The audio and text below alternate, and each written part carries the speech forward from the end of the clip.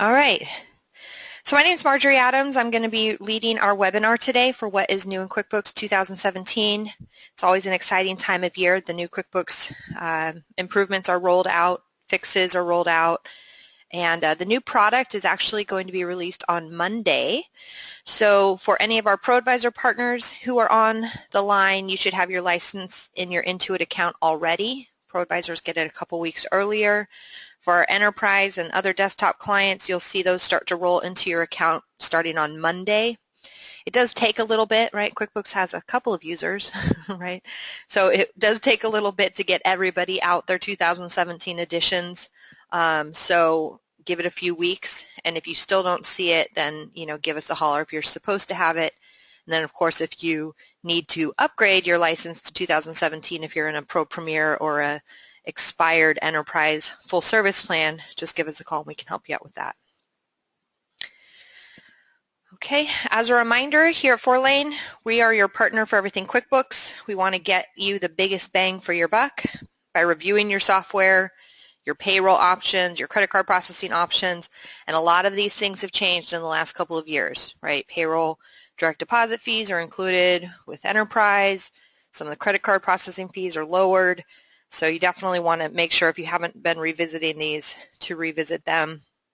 Even things like checks, deposit slips, etc., making sure that you're getting the best pricing on stuff like that.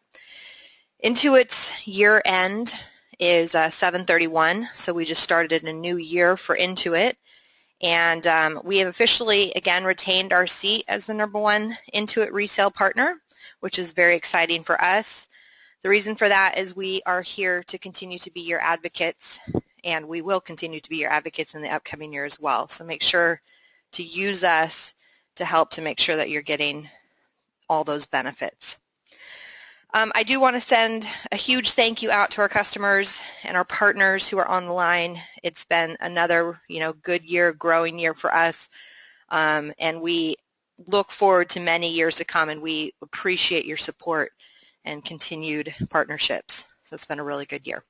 So before we get started here, I'm just going to do a quick poll so we understand what type of customers or what type of people we have on the line.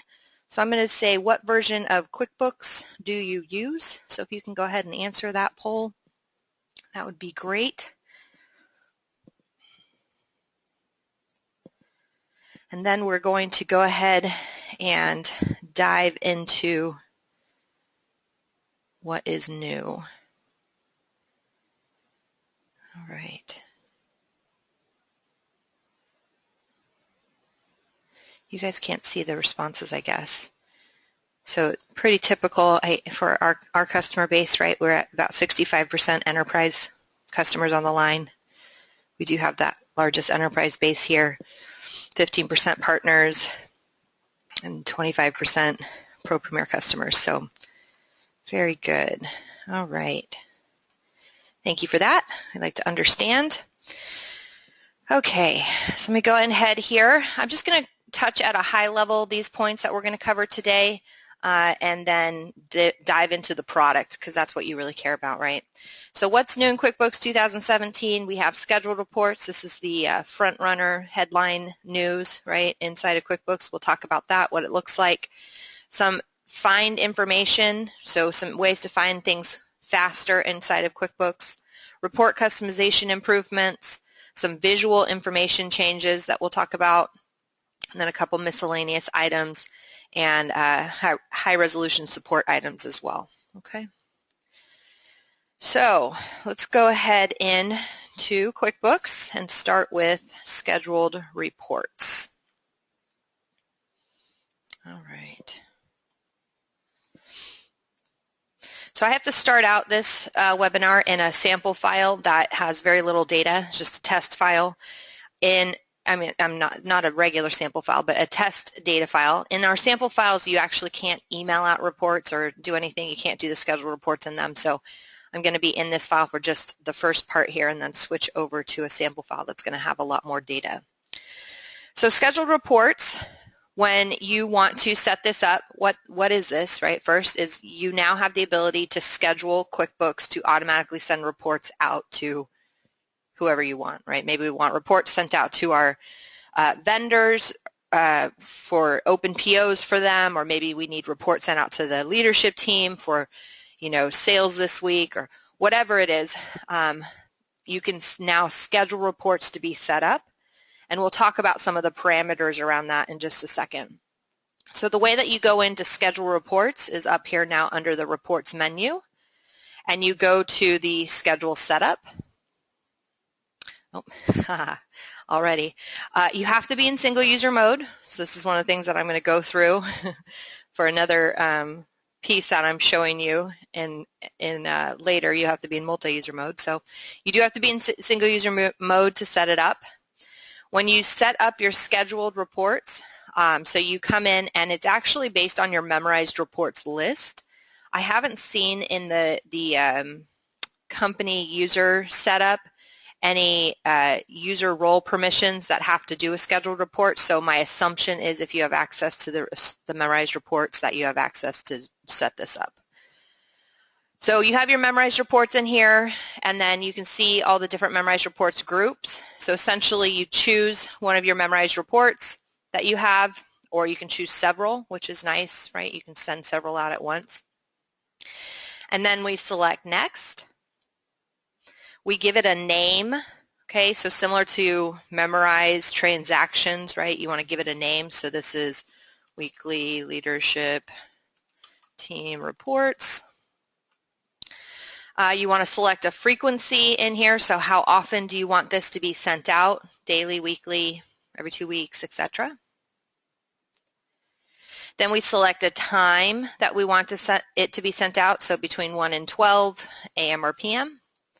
So I'm just going to say 4 o'clock in the morning. You can have it notify you 4 hours before sending this email. The thought process there is that when you are, like let's say we're sending out once a month reports to the management team. Okay, so you want it to remind you the morning of, let's say we send it out at 5 o'clock in the day, or the afternoon of, hey, don't forget management team reports are going out today. So that way you have the opportunity to take a look at them, make sure that they're finalized, right? Whatever it needs to happen, it's just a quick reminder. But the only reminder is 4 hours before sending the email. Okay. And then we come in here, we select who we're sending them to. So Marjorie at Fourlane and, Rob at Fourlane, whatever it is. Okay, and use a semicolon to separate those. You can change the subject line if you want to be whatever you want it to. You do have to put in a password, so when they open their email, and when they open the email will open, but if they're looking at the PDF copies of these reports, they will have to put in a password, okay, which is great. I like that they added that part in. And then in the body here, we say, whatever information we want to say, and you can change this, sincerely, Fourlane management team, print and bring to Tuesday meeting, whatever it is, right? And that will be in the email message that they receive. And then you just hit schedule. Okay. Now once we have it scheduled, you do have the scheduled report center, right? It's not a list like the memorized transaction list, but the report center in here. And essentially all of your scheduled reports would be showing up on this list. You can set them to be active or inactive. You can come in and edit the schedule, or you can come in and delete these. Okay. So when we get the report, or when we get the email, so the email comes across here, you can see the messages in there. You have to double click to open up the PDF, and then put in a password to be able to see all of the details there.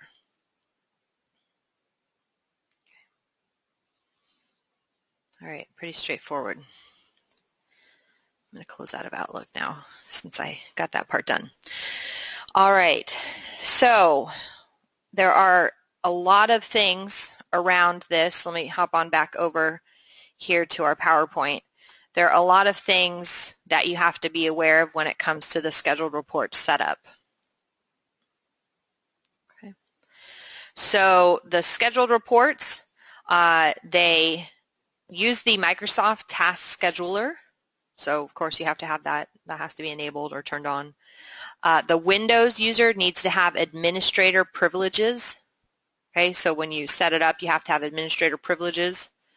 The program, meaning QuickBooks, the program QuickBooks, needs to be run as administrator via the right-click function for the first use. So what that basically is saying is when you come in and run QuickBooks, you right-click on it and run it as administrator. Or the UAC needs to be set to never notify. The Windows user must be a local non-roaming profile, so that means not hosted. Okay. Only one edition of the 2017 can be installed on the machine running QuickBooks, meaning if you have Premier 2017 and Enterprise 2017, it will not work. Right? So for the accounting people out there, you need to have one edition, not both editions.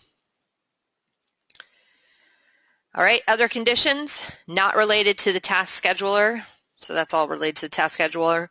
But the file cannot be in multi-user mode at the time of the scheduled event. So that means at the end of the day, if you're sending these out at 2 a.m. or whatever it is, end of the day, you have to be in single user mode, which is kind of, I don't know.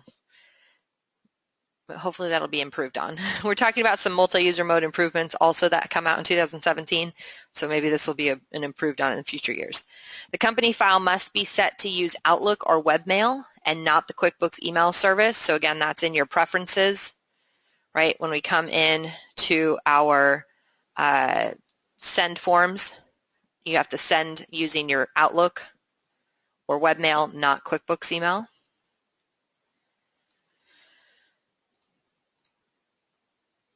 If you're using Outlook, Outlook has to be open at the same time that the report is sent. The user cannot have another company file open at the time of scheduling. So if you have multiple company files, so if I have my Fourlane file, I have my POS warehouse file, right? If I'm in my POS warehouse file, my Fourlane reports will not be sent out. Okay. And then the computer cannot be in sleep or hibernation mode. And then I just mentioned down here again, I assume the permissions have to do around the memorized reports if you have access to that. Okay, so we got a couple questions in here. Can you please explain the password? Do you send them one? So essentially, yes, my expectation would be if you're setting this up for your management team ahead of time, you would tell the management team, you know, this is the password that's going to be used whenever we send out your scheduled reports. The password would be the same password every month, right? So it doesn't change every month, but you would have to let them know in a separate email.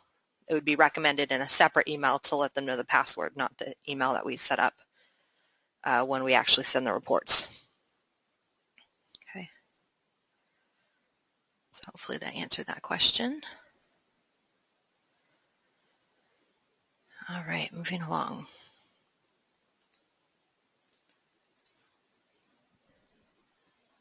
If you guys have any other additional questions, you can just stick them in chat there as well. And of course, this is something that, you know, we've been testing along the lines with the alpha and beta for a couple months, but obviously once you all get your hands on it, we're going to learn a lot more. So feel free to let us know what you guys learn as you go through this.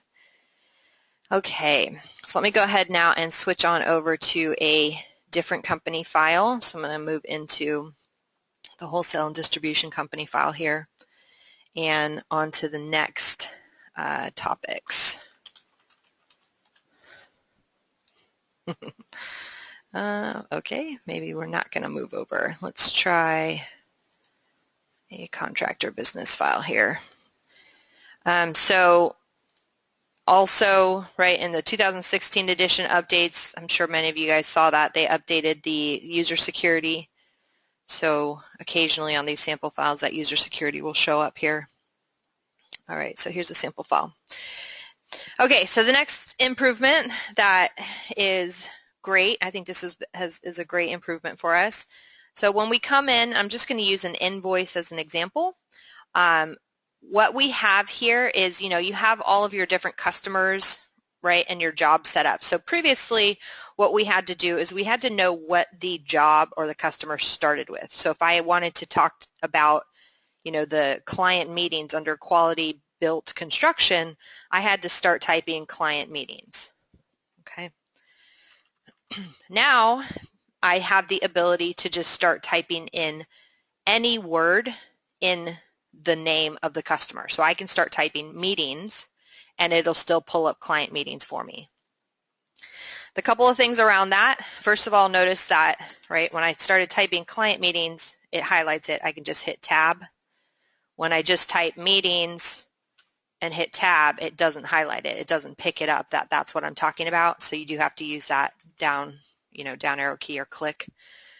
The other thing is that you have to know the beginning of the word. So I couldn't just start typing like eatings, right? It won't pull that up. It has to start with the beginning letter of the word that we're looking for. So if I'm looking for construction, right, it'll pull up everything with construction in the name. It has to start with construction.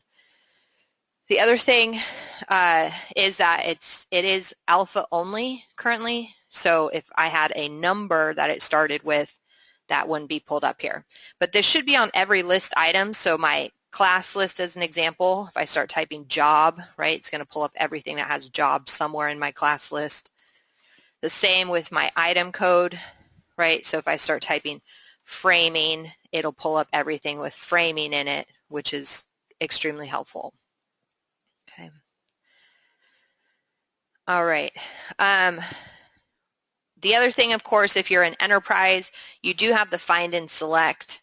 And the find and select searches not just through the item name, but all fields on the item. So that might be a little bit faster for you.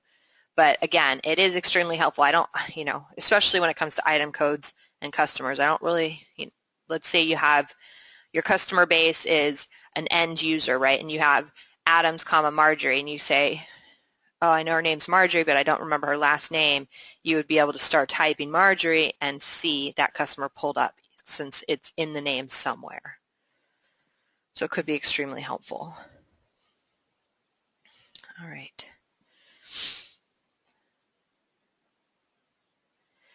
Okay. The next thing, moving on here, next thing that we have, it comes to reports. So when we go in, I'm going to run a profit and loss detail report. Okay. And we can now, so before, right, when we were searching for an amount, it was only equal to, less than equal to, or greater than equal to. And now they added in basically a range, right? So a between. It's between $500 and $10,000, and then it'll filter for us, transactions within that, or that have amounts within that range. This one is showing up because it has transactions with amounts within that range. So that is a new feature. Okay, again, it's under Customize Reports, under the amount area, and then you have your from and to. Okay.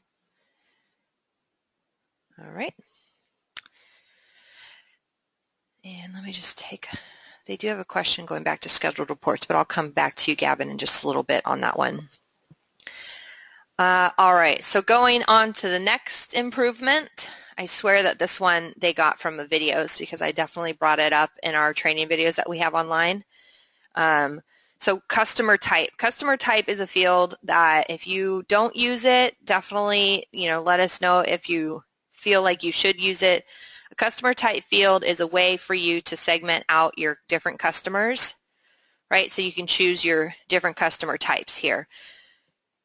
Where this is beneficial for customers of ours, so let's say we have a customer type of end user versus partner, right? That would be a good customer type example. Or maybe you have commercial versus residential. That's a good customer type. The purpose of it is that if we put information, right, what we always say here at Fourlane, if you put information in the system, the more you put in, the more you're going to be able to get out of it, right? So on reports, if we're using that customer type field, on reports, we can come in and say we want to see a profit and loss as an example, and we want a total by customer type. So we want to see commercial versus residential customers, okay? Or we want to see, you know, sales by partners versus contractors versus, you know, again, end users. So the information's in there, we can use it. So that's always been there, but what has changed, of course, is that previously when you use this search, and I'm actually going to have to like re-record videos because of this. Previously when you use this search would not search that customer type field.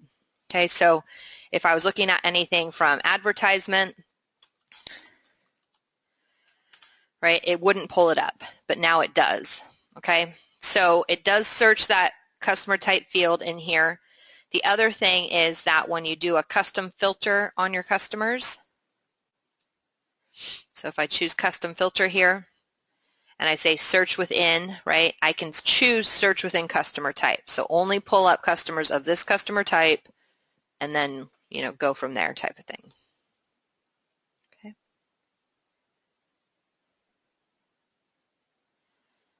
All right.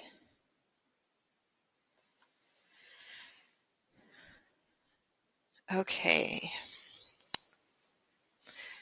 And then we had a question, so Brett was asking on the report, company and financial profit and loss detail, can we filter from negative 500 to positive 1,000? So yeah, the answer should be yes. Let's see what is coming up on this one. I don't know why this one's coming up here. Oh, it's positive 1,000 because we have 650, 780, 845. That's why.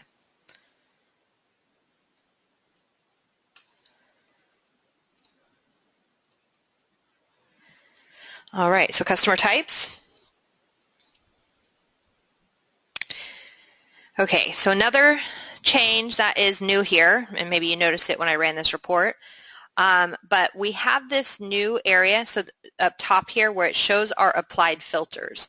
So let's say we have this report, we're running a profit and loss, and we want to total it by quarter, and we have a filter for customer type, and we're only showing, you know, referral customers. That one doesn't have, oops, let me change all. Do total only. Okay, there we go. So get something on this report, right? So before, whenever we were running these reports and we had all these customizations that we set up, we really didn't have any way of knowing what filters we set up on this report unless we went in and modified it, right? So that's what we ran into previously. Now we have this ability to show filters. Okay, so the default is going to be that it's going to default initially to hide it. When I click show, now it's going to show me, you know, what accounts we're talking about. It shows me the customer type is referral. If there was, I don't know, I'm thinking about another customer where we run this AP report and the due date is a previous date, and, you know, when did we run it as of, those kinds of things.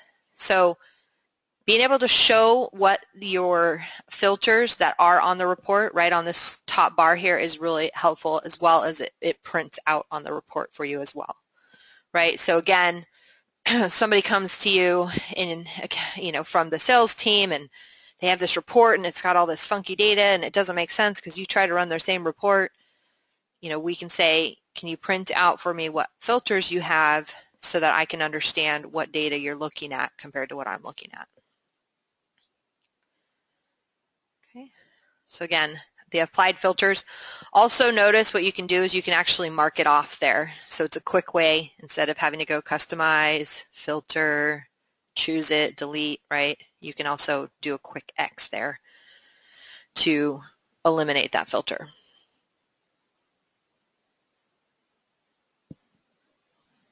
Okay. All right, any questions on that? I don't see any come in. Okay.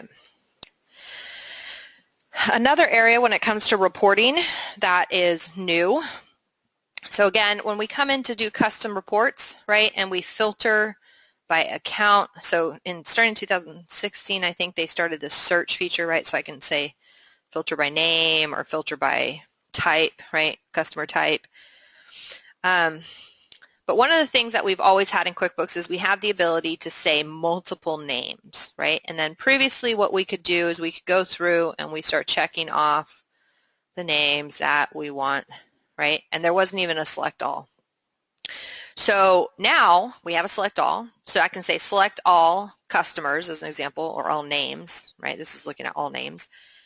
All names except for these 10, okay? Which makes it a lot easier, right? Because we have that select all there. You can also search through these names, okay? And it's just going to search through the name, not going to search through like the entire customer setup. But I can also search for these names, so I only want everything that says construction, right? And then say select all. Now I know that it picks up the header accounts here, right? Heather Campbell and new construction is a sub under Heather Campbell, but no matter what, right, if you pick up a job, it's going to pick up the header customer name anyway. So this is a quick way for us to be able to filter reports as well. This is probably something that I have asked, like I have been asked for inside of QuickBooks forever. And you know, our response to it was always, you know, let's use some of the other fields that are available in QuickBooks to filter your reports rather than having to choose based on name. Yeah, I see a couple people like, yay, woohoo, finally. So yeah, it's a great improvement. I'm going to hold steadfast that if we can get information into some of the other fields, right, some of the custom fields using your customer type, etc., we can still get that same net end result, but it is a big win for us. And that's not just on names, right? That could be on accounts. If you're selecting multiple accounts, right, it's the same thing.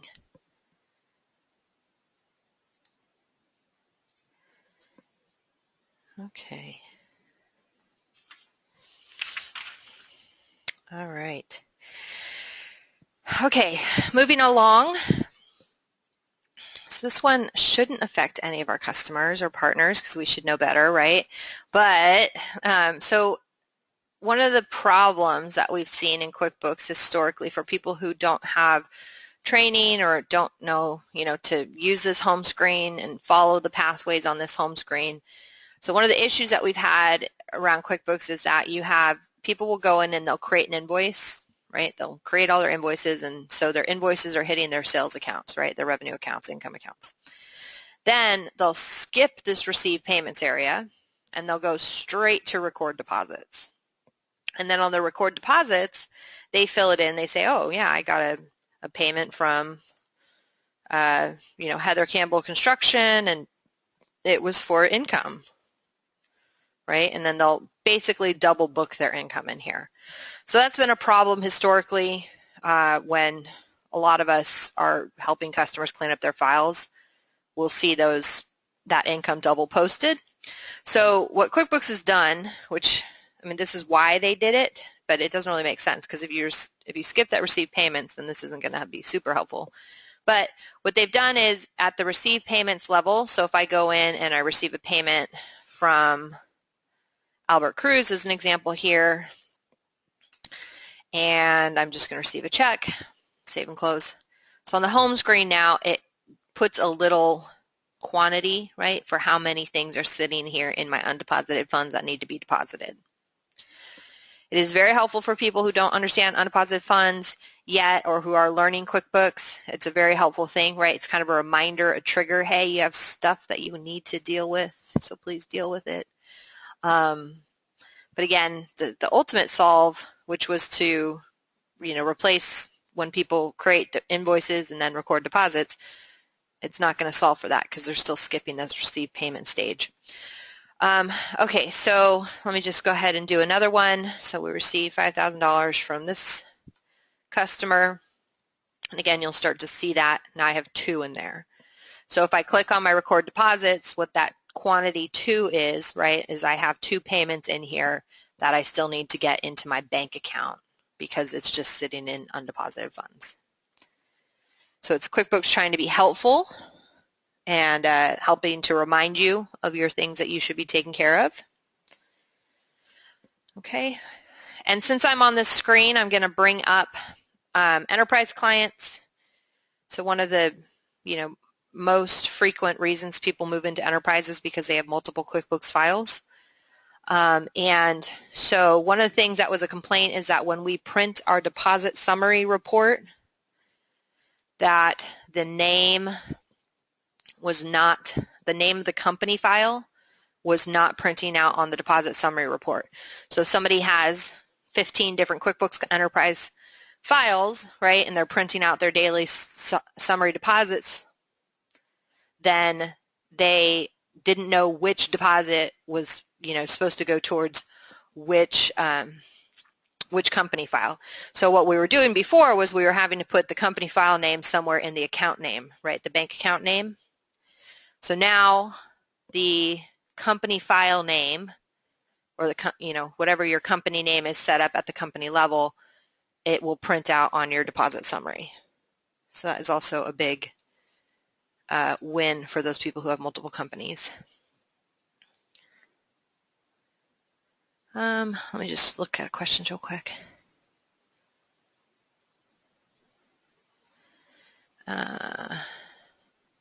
Okay, so Pete, I don't think it applies to the pay bills area. So what bills do we have to pay?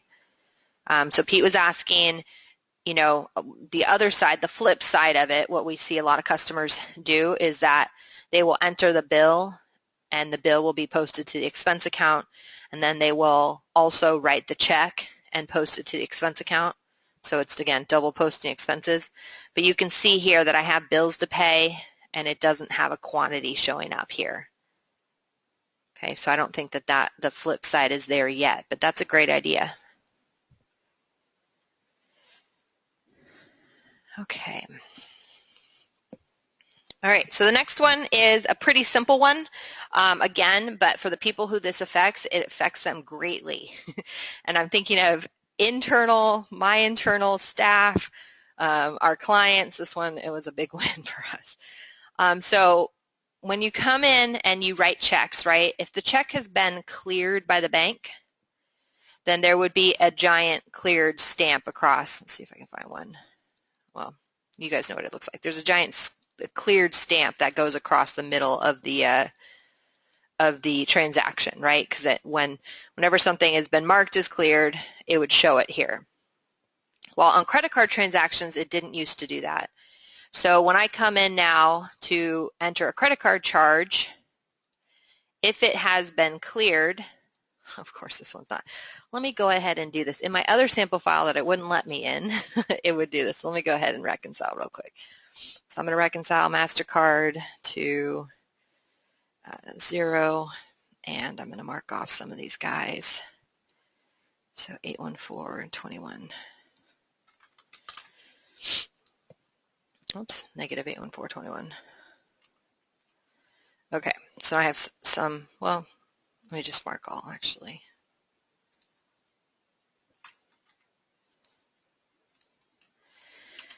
Always fun on these webinars, right? So 21183. Continue. Okay. So before coming, now that I have those reconciled in there, before we wouldn't have this little cleared stamp here, right, to show that this transaction is cleared. Before, what we'd have to do is we'd have to go to reports, transaction journal, and then customize the report, look for the cleared area, add it, see if it's cleared here, right? That's what we'd have to do in 2016 edition. So now, in the 2017 edition, we have this little cleared stamp here so that as soon as we open up the transaction, we know if that transaction has already been cleared on the bank. So when would this be really important, or where is this really helpful?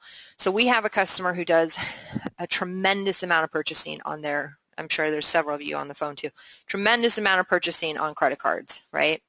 And so what we do when it comes to the cash reconciliations, we get all those credit card charges in there. If we don't know what the credit card charge is for, we put it to a suspense account so that we can go in and research, right, which suspense account or like what this transaction was for. But in order to get the cash reconciled and the credit card reconciled right away, we put the transaction in there so that we can reconcile the credit card, okay? Now where that's incredibly helpful is when we're looking through that suspense account, we can see which of these are cleared and which aren't. So if there's something, right, dated, we've reconciled now through, August 31st, and there's something posted to the suspense account but dated August 20th, then it probably didn't happen, right? Because credit card charges, there shouldn't really be a delay in those too much. Sometimes there can be, but too much. There shouldn't be a delay in those. Usually we post those on the day when we actually process or our vendors process the card. So again, having that cleared stamp here is incredibly helpful.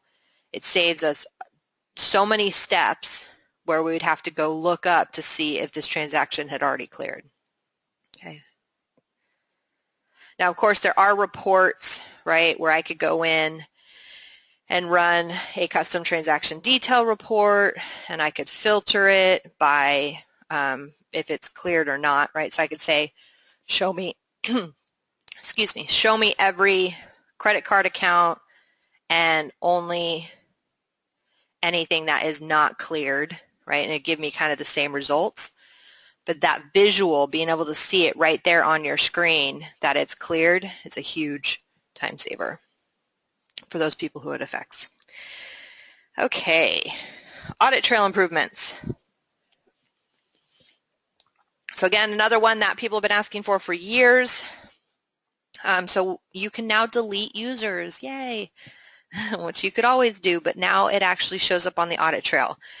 So again, before I hop on over to the PowerPoint, I just want to show you, when we go in and set up our users and roles, right, you set up all your users in here, and then what we would tell people is that if you have a user who's left the company or no longer should have access to QuickBooks, leave them on your user list, and then so let's pretend we have one, right, so Rob, and then just put in parentheses deleted, or put in parentheses, not active, inactive, something, right? So that the user would still be in there. The reason we had to do that was because previously, if you deleted a user, then on the audit trail, it would show up as unknown user, right?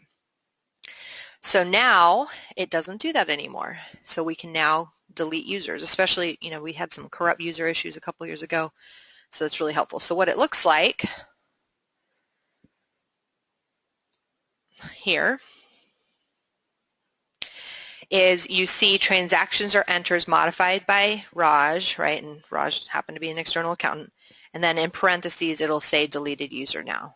So their name stays on the audit trail even though their user is deleted out of the system.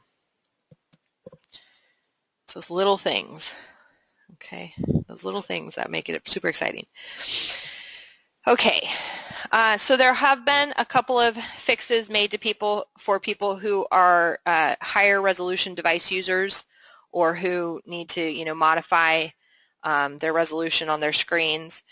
So they have made some improvements to that. If you had issues previously where your home screen icons were super little or you couldn't see things on your screen, then those things, again, I'm sure they haven't fixed 100%, right? But they made a lot of great improvements in that. So I would say if it didn't work for you before, come in and test it again, give it a shot and see if it's working for you now because they did make a lot of improvements around that. Okay. So another improvement that we have, let me go into our PowerPoint here, is multi-user mode improvements. So we have a lot of times people were seeing this in use, right? This is in use. You can't do this right now. You can't move forward. So the in use should be fixed now for in multi-user mode for when you go into pay a bill, when you move from an estimate to an invoice, when you move from a PO to a bill, and when you print checks and when you scan checks. Again, you guys are going to test this and give us feedback on a lot more than any of us could have done in our previous, alpha beta testing. So definitely let us know if that is still happening. The second thing is that when we're switching to single user mode, so last year when we had users set up, so we could, let me go ahead and switch to multi-user mode for this. You can chat with a coworker, right? And so when you go in and you chat with a coworker, we have actions where we can force close a company file for users, and you can force close it even if they're mid-transaction, right? So before 2016, you couldn't do that if they were mid-transaction. Like if they had a invoice open on their screen that they had not saved, it would not let us kick them out. The only way to kick them out would be to go in through the Windows Security Administration and kick them out. But now QuickBooks allows us to kick them out even if they're mid-transaction. The other thing that it's going to allow us to do is be a little bit more, detailed in the messages we're sending to them. So if we try to switch to single user mode, it's going to tell us what users are still in the company file. You can send a request to the users to log out and say, hey, you need to save your information in the next 5 minutes. And then you can also give an estimate right there on the screen of how long you expect to be in the file, okay? So once you've done that, right, it says, okay, you're going to switch to single user mode in 5 minutes.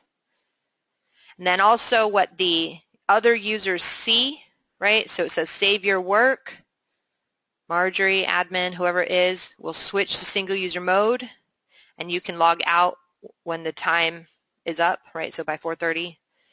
And then it also says, admin thinks it's going to take 6 minutes in order to get back to multi-user mode. So that gives them, like, how much time do I have to go make myself a fresh cup of coffee? Or do I have time to go to lunch? Okay. If those users do not log out, you can still force them out. Obviously, that feature's still there. It just gives them a little bit more information. Okay.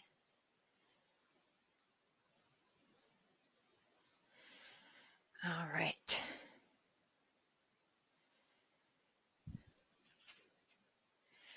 Okay.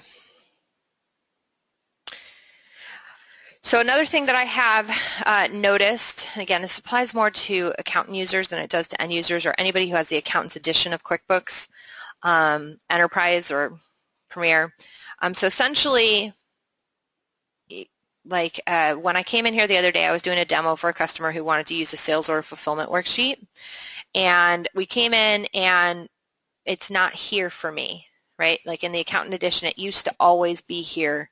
When I was looking under customers, I'd have my sales order fulfillment worksheet in here. So of course my first reaction is, okay, I've got to toggle into a different edition, right? So when you're in the accountant edition, you can actually toggle to one of the other editions, right? I can toggle into manufacturing and wholesale, which does have that sales order fulfillment worksheet in there for me because I couldn't find it. It's not here. If I tried to right click and add it to my taskbar, it wasn't one of the things to add. It was not one of the options to add to my favorites list, so I couldn't find it. And of course, it's on a demo, so always fun. But one of the things I figured out that I didn't know you could do, and maybe you guys all knew you could do this, probably you do because you use QuickBooks even more than I do, is that I can actually search for it. So if I search for sales order full, it comes up with menu items. So one of the other areas down here is menu items that you can search for. So of course then I can pull up my sales order fulfillment worksheet, or not in this demo file. It's not going to let me all of a sudden. Oh, I don't have sales orders turned on, right? So that's why. Let me go turn sales orders on. Desktop view. And I'm in multi-user mode. Switch to single user mode. Turn sales orders on. I just wanted to show you what you should be doing, right, if you run up against this at all. So edit in preferences, and I'm going to turn sales orders on. Okay, and now let's try that again. Okay, now it'll let me. So I can open it up here. Oh, well, now it's showing up on my list, so it's not even as exciting. But if it's not showing up on your list, you can launch it from here. And then what you can do is you can go in and add it to your icon bar, right? So once you have anything up on your screen, I can go to View and say, add this to my icon bar. So sales order fulfillment. Okay, and now I've got it right up there on my icon bar. So again, it took away some of the features that, you know, I had as standards when I'm going through some of my demos. And I didn't realize that you could search through it here. But of course, you can always toggle into different editions, and that works as well.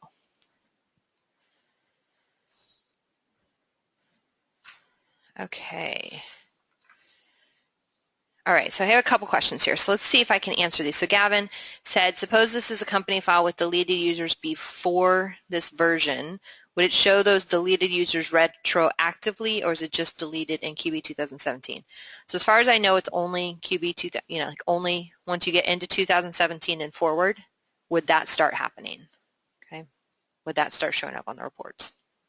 So it wouldn't be retroactive. All right, another question to get. Let me just read. Okay.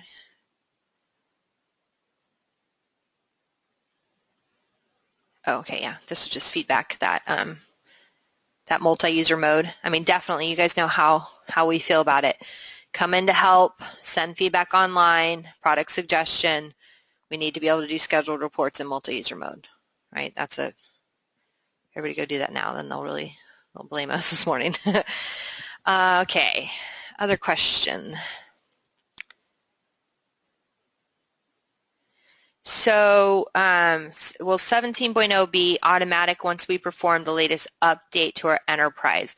So if you're talking about your full service plan renewal, you know, or your annual renewal, subscription renewal with QuickBooks, when you pay that, it doesn't automatically update you to 17.0. You do have to download 17.0, install it, and then move your company file into 17.0. It's very easy to do. If you're in a hosted environment, then they will do it for you. You just need to let them know. I would suggest, I suggest this to all customers, if it is, you know, right now, QuickBooks it's not even released yet, right? Give it a couple months, let other people kind of work out these kinks. As much as I want you guys to work them out and give us feedback, I also don't want you guys to be the guinea pigs. So give it a couple months, I'd say, and try and install it. Unless there's something that's going to make a drastic change to your, like, my customers who use the cleared status on credit card reconciliations, I'm going to have them do that, you know, next week, because it's going to save them enough time. It's going to be a huge time saver for them. So hopefully that makes sense. Okay. Is anybody over 1 gigabyte having problems with paying employees? So we have consistent, so basically when it comes to a database, right, the database size doesn't necessarily drive whether it's fast or slow. Sometimes it's the speed of the system. We can look at 1 gig is pretty small, truthfully, for an enterprise file, so that shouldn't be causing problems yet. But the pay employees feature, we have had a lot of feedback on that being slower. So I'd say if you're having that issue, just reach out to us and we can see what we can do. You know, there's condensed features, not condensed within QuickBooks, never do the condensed within QuickBooks, but there's condensed features that we can start talking to you about. But 1 gig shouldn't be an issue, to be honest. So, all right. Okay, so a couple things just in wrapping up. So these were all the features that are new in QuickBooks 2017. We recently had a webinar, just so that everyone's aware. If you didn't see it, we had a 2-hour webinar about how to get open balances and customer list information into QuickBooks. That was CPE and ACE eligible for our partners again out there, ProAdvisor partners. Please let us know if you're interested in doing things like that. We are going to have about 1 a month coming up. The next one is going to be training in manufacturing and inventory case studies. So again, CPE and ACE eligible for credit. And that one's a really good one. We go through 8 case studies around inventory and manufacturing and break them down for you. And I'm going to cross my fingers I can do it in 2 hours. We do have all the trainings recorded online as well, so you can go back and watch those. Next, after that is going to be how to handle work orders and set up field service management. Then after that, we're going to start going into how to do data conversions, full conversions, right? AR, AP, webinars coming up. And again, all those will be ACE and CPE. So ACE is an Intuit credit for advanced pro advisors. And then CPE, of course, is for CPAs and enrolled agents. And then if you just want to learn more about QuickBooks, right, then you can participate in those webinars as well. All right, everybody. I hope that you enjoyed our webinar today. Please, as always, reach out to your sales rep or reach out to us if you have any questions about your product. If you're going through your renewal process, let us help you. Let us make sure that you're getting the biggest bang for your buck. And I hope everybody enjoys their new 2017 QuickBooks. And I'll just hang out here for a little bit in case anybody has more questions. Thank you.